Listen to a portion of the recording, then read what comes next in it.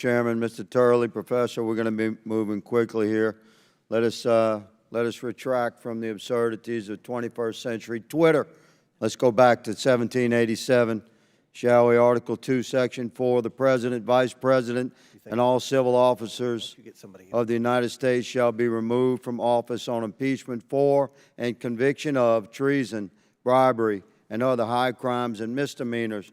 But high crimes and misdemeanors is not and never has been limited to indictable criminality. Mr. Turley, Professor, please tell us briefly, sir, what was the actual meaning in 1787 of high crimes and misdemeanors? Well, this has been a matter of obviously robust debate for many decades. What we do know is that there were various terms that were offered and were rejected, the most famous being maladministration, and James Madison was uncomfortable with that. But they were also uncomfortable with limiting it to like treason and bribery. Exactly. It was never designed to be limited by writ of statute, was it, Professor? Would Madison argue that, quote-unquote, betrayal of trust to foreign powers is an impeachable offense? There are references to that type of betrayal of trust, but also if you take a look at past impeachments, they have gone to the violation of public trust, including the use of office to perpetuate false accounts or to obstruct this body. Agreed. So impeachment is a mechanism of our Congressional authority. It's not a criminal proceeding, is it, Professor? It's not. What I've said previously is that I happen to believe you should start with the criminal code and look at things that would be crimes for others, because those resonate the most in terms. And those criminal code violations would be revealed through the investigative effort of the congressional endeavor to inquire into impeachable offenses like this hearing. Would you agree? That's right. This is the moving start. Quickly. There's one of the gentlemen said there's no credibility to this evidence. Let me say, as an investigator, there's perhaps no category of evidence that's more credible than bank records. And bank records is what we're working with. The House Oversight Committee, Judiciary Committee, Ways and Means Committee are investigating highly suspicious money transactions from foreign powers through shell companies to Biden family members. There's nothing more credible in an investigative effort, good sir, than bank records.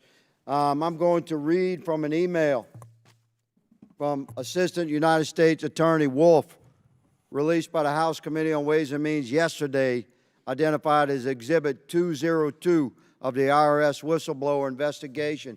This email shows Ms. Wolf prohibiting the investigation team from looking into political figure one. Let me clarify that during that investigation, political figure one was a pseudonym agreed upon by the investigative team, the FBI, the DOJ, an IRS investigator. Political figure one is not a pseudonym created by Republicans or Democrats. Political figure one is President Biden, is Joe Biden. Leslie Wolf, as a priority, someone needs to redraft Attachment B. There should be nothing about political figure one in here. This is a response to an email delivered by Joshua Wilson, FBI agent, that said, please see the attached draft for Blue Star search warrant. Blue Star Strategies is a longtime Democrat lobbying firm that Hunter Biden used to put pressure on U.S. government officials to end the investigation and protect Burisma. The Department of Justice was investigating Blue Star for these activities and allowed to retroactively register as a foreign agent. Today, no one has been held accountable at Blue Star.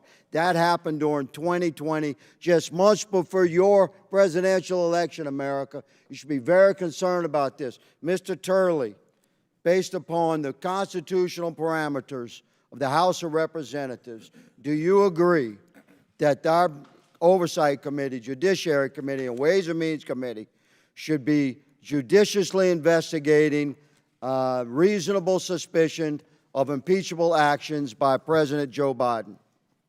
I do. That I think it is your duty to get answers to these questions and to see if the president was involved in what I think is a confirmed corrupt influence peddling effort.